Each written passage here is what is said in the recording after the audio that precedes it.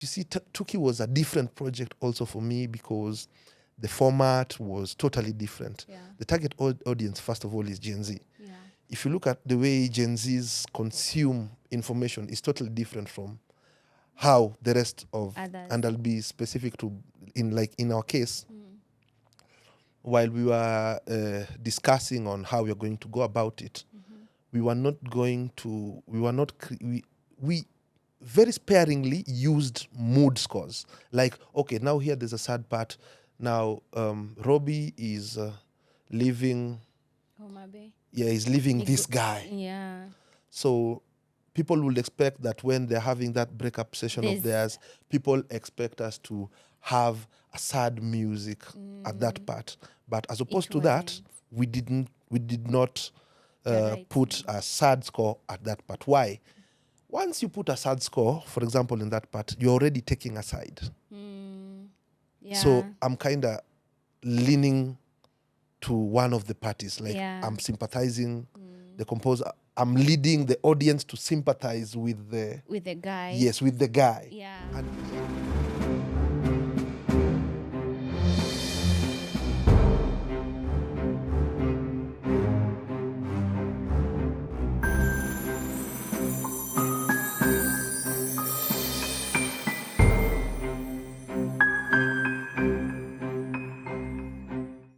Hello, everyone, and welcome to yet another episode of the Week Crew podcast.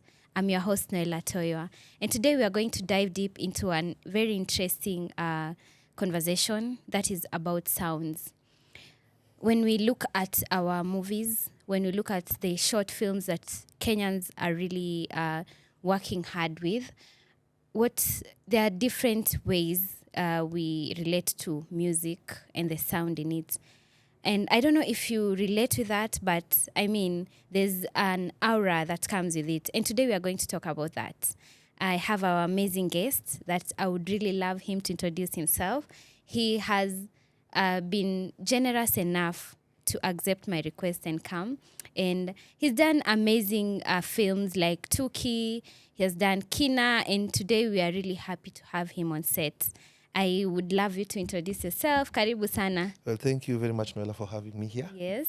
My name is Brian Oluoch, otherwise known as ABH. I'm a music producer. I'm a sound designer. I'm a final mix engineer. I'm basically everything sound. Yes, I am a creative director at PAZA Studios, where we specifically major on post-production for film. So all the way from sound to color grading. These are some of the things that we, from music, basically once you just, you're done with your music, your film on set, then you'd most likely just bring it to us to clean it up and give you a polished product. Yeah. So tell us about this sound. Is it something that you think of before, like when the script is out? Do you think about sound before you even have the final product? Or do you wait until the final product is out, then you can think of a sound to engage in? Sound is important all the way from pre-production, because when we have a project that's going on, then as they're looking at the locations where this film is going to be shot, we also have to put into consideration and look at the acoustics of the place and be able to know whether this is going to work for we don't want to have problems when we are back in post. So we have to make sure that all the conditions are favorable, also to make sure that we just get a good sound. So it begins all the way from pre-production. Okay. Yes. So it means you work hand in hand with the location managers, and I mean, it's a collaboration. Yes, it's always a collaboration, because just apart from establishing like the suitability of the location to be usable in terms of sound capture, there's also the script and all these other things that also come into play. But yes, mostly for me, before sound gets to post, we need to have a clear picture of what we are going to have all the way Yes. from set. Yes. And not only that, I also need to know the location sound recorders that I'm Yes. going to work with, because most of the time I started also, I held the boom. Yes. I did all that Yes. stuff in my first projects back Okay. then, Mamaduka and the likes back in 2015, and you know. Mm. But as we go on, because I have an understanding of that, I'm usually so keen to even know who's going to be doing our capture, Yeah. what kind of equipment are they going to be using on set. You Mm. understand? Mm. All these details are important to me, because it makes a whole lot of difference when you prepare properly in advance. Yeah. Yes. Let's go back a bit, yeah, in terms of what you studied, for example, and what you are looking forward to. Is it something that you are really interested in doing, or is it by luck? Oh my God, I'm here now. Let me do this. Good question. My gateway to film was obviously through music, but before film, definitely I've been into music. Like Singing. I am a self-taught musician. Like Ah. I've played. I'm a multi-instrumentalist for maybe 22 years Yeah. or so. So that's where my passion with the whole thing began. And besides that, I also have a degree in psychology and communication from the University of Nairobi. These are totally opposites, but if you really look at it well, they've been complementary in what I'm doing right now, because apart from just film, I'm also doing a lot of advertisement. I'm doing a lot of commercials and stuff where you need to really look at patterns of behavior and be able to predict things around it. So I'm just lucky that whatever I studied for is complementing and sometimes giving me an edge Yeah.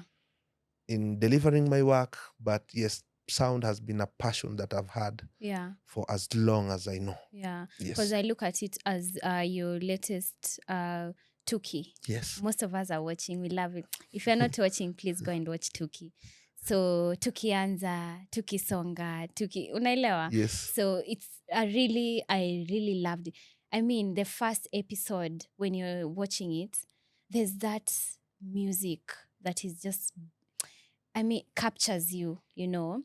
So that music, it has to do with the person who did that, who is you, has to really understand the psychology in it, the feelings, and everything that is combined in it.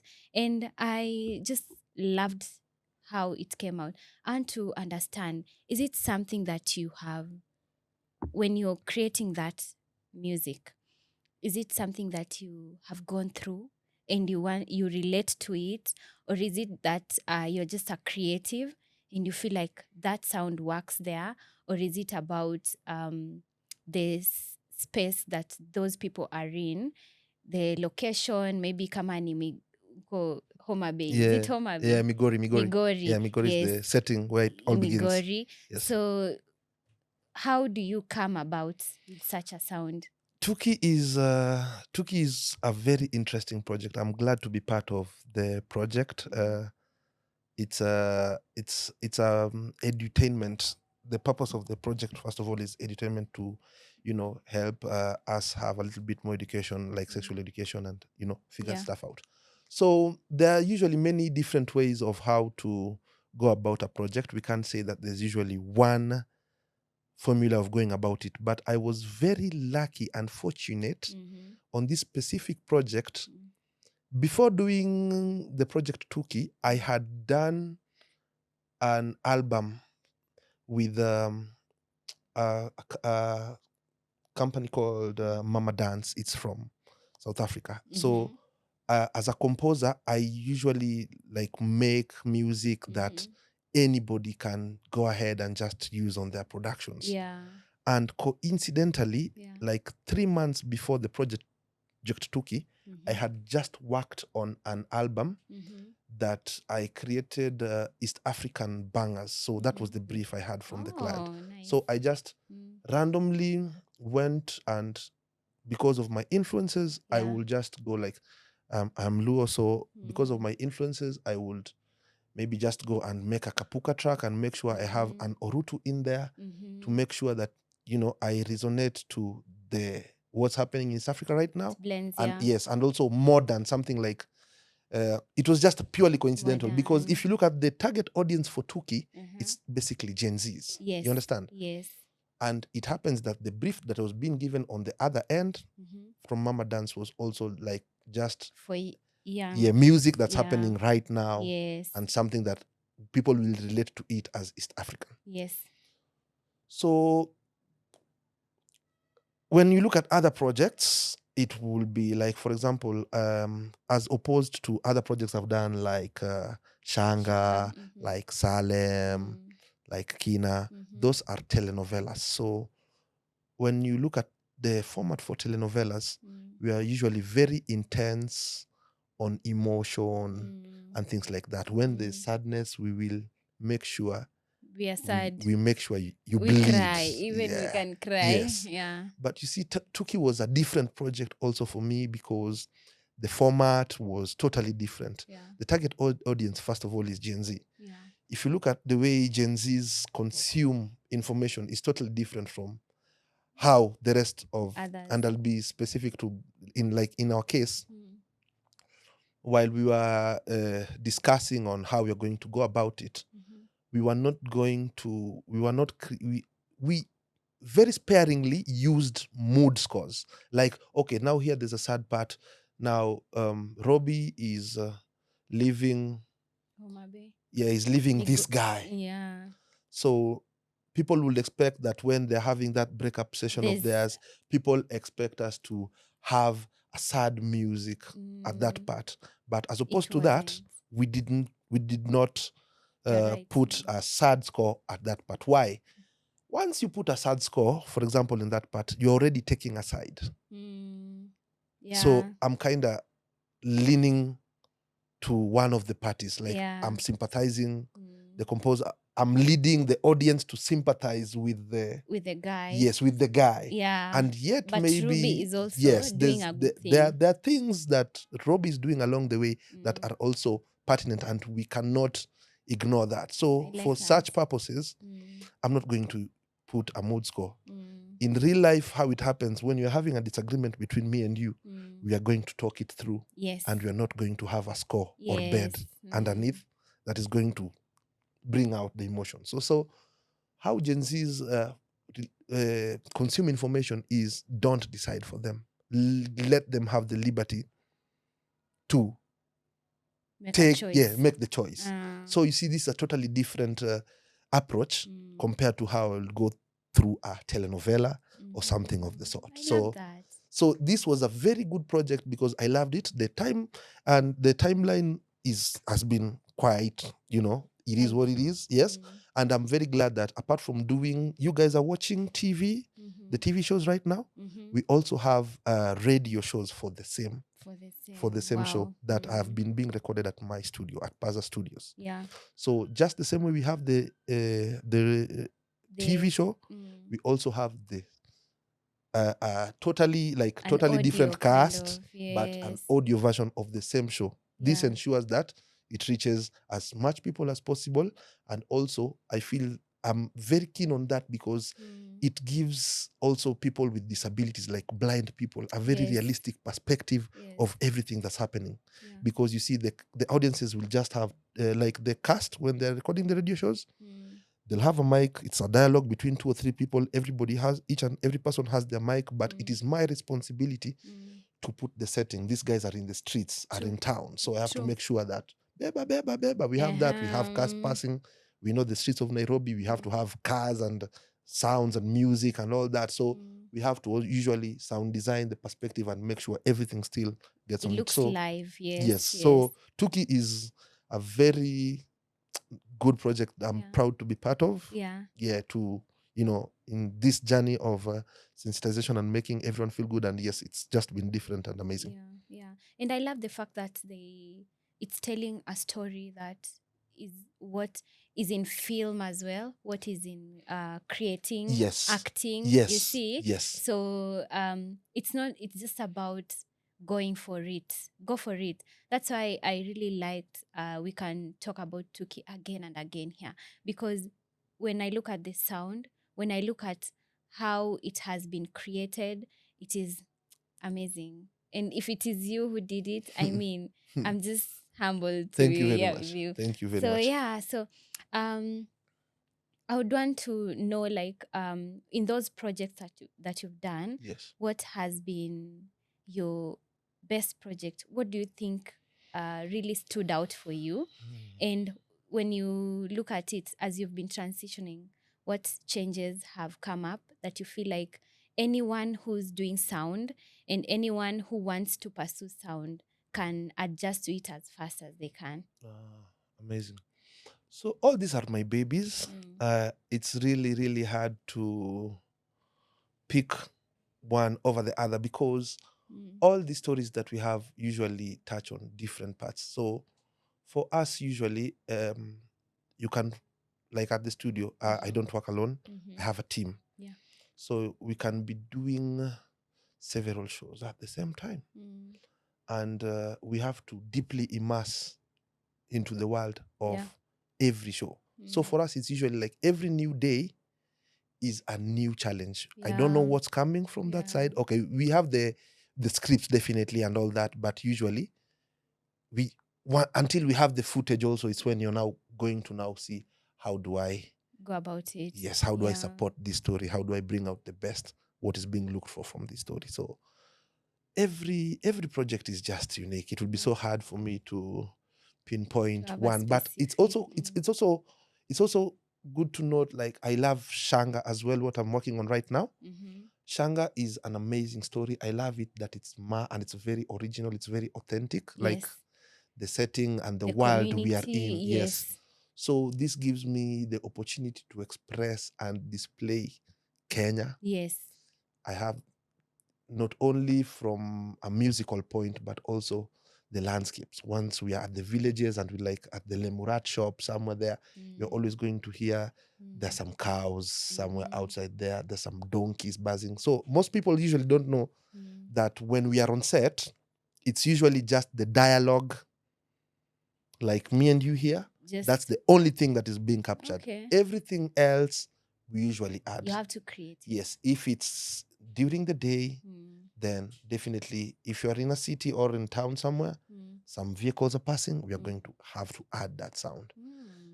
Birds chirping, we are going to have to do that. So all those nitty-gritty details that usually we have, especially on Shanga, for me, has been amazing because it's given me an opportunity to just explore and, okay, this is how a village in Kenya is going to feel like. You're going to hear border borders passing every once and again.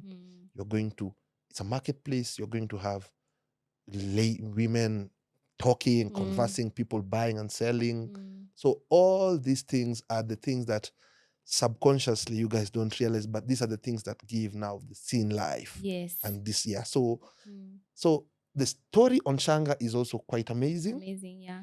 But also the world that we are able to now bring forth to the world is really, really something that I love. Okay. Yes. I love that. Like, when we have to relate to different cultures through films, that's amazing. You guys are doing an amazing job. Thank you very much. Yeah. And I would love you to tell our audience, young people who'd want to pursue such a career, because I mean, it's a fun career. You enjoy what you're doing. What would you tell them? Where do they start? There's so much to explore, and they might really want to know, where do they start? First of all, it begins even before you think about stepping into a studio. I'm thinking that you have to be very observant, first of all. Everything happens around us all the time. Yeah. Right now, we are seated here. If I know you guys probably will clean the sound, or people might not hear the ambulance sirens that are outside here right now. True. But you see, there's so many things that are happening right now, even as we are seated here, that you can usually just take note of. So you just have to have that sixth sense of usually just having a perspective and seeing things even before you think about exploration. Once now you begin exploration, now that's where the interesting things now come. And it's a fun world, yes, but it's also, you need to dedicate a lot. Like we do sometimes long hours, because you see, you have to understand that in the film industry, it's all about delivery Yes. and timelines and stuff like that. We don't have the leisure of just doing things at a time that we want, and like for me to have also come here, I was in the middle of projects, but I have a team that, things are still ongoing where they are and stuff like that. So that dedication and knowing that once you're getting into this is your world, and it has to be almost an obsession. Give your all. Yes, and once that it becomes a part of you so much that now everybody else now has to see it, and they know that, once we have this guy on board, then we know it's only good things from here onwards. So it's a character that you just have to build patiently. Patiently. But yes, the fruits. It gives. Yes, it's giving. Eventually. Yeah, it's giving. Yeah. For sure. Okay. Yes. I love that. So we have come to the end of it.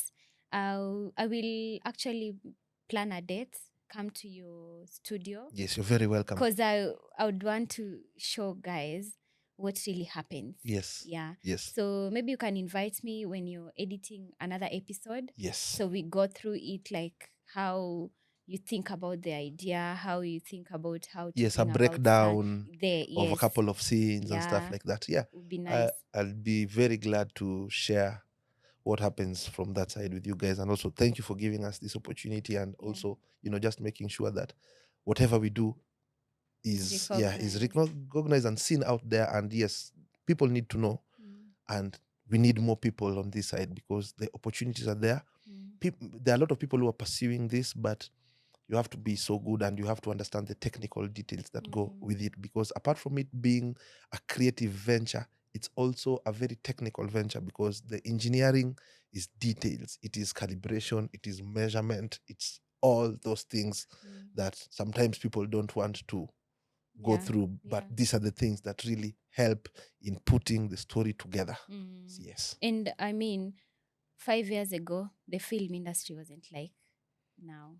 So as we move, things are changing and things are becoming better. Yes. Yes. To talk about that, for instance, we know the development of sound. Okay, like let me give you a small class. Yes. Let me give you a small class on like sound. So at the advent of sound and music production and all this stuff, sound was usually in mono, where we'll have sound coming from a single source of a speaker. There was no sense of direction. It was just a matter of you hearing things. Then we move forward to stereo, where now we have a left and right. So now we can start having a sense of direction on that. Yeah. Then moving forward, now we've gotten to 5.1, where at least now people have the center, the right, the left, the back right, back left, and a subwoofer, which gives you the LFE. It's called the low end information, like the bass and all that heavy stuff. Then right now we have gotten more advanced and further in at the advent of things like virtual reality and things like that. Now we have to look at sound also from a three-dimensional, like fully dimensional. So we've gotten now to Dolby Atmos, where Dolby Atmos is where we have a perspective of 7.1.2. What do I mean? If I'm in this room, then I have 1, 2, 3 speakers in front of me. I have one on my right, I have one on my left, I have back right, I have back left, and I have 4 speakers from the top that are going to give me also perspective of distance, facing me from all the 4 angles. Then I'm going to have a subwoofer or 2 to balance it all up. So now when we have sound, I can have a movie where I have sounds coming from behind me. 360 kind of, Yes, let's look at, let's say, like a Godzilla movie, while Godzilla is at the top of a skyscraper or something. Then everybody is screaming from below, but Godzilla is up there. So that depth, that sense of like, there's now no limitation in terms of direction. Now that is where music and also sound, like film sound, is is art right now. Yeah. It is yet to. It's been around for, actually, to be quite precise, Yeah. Dolby Atmos has been around since 2012.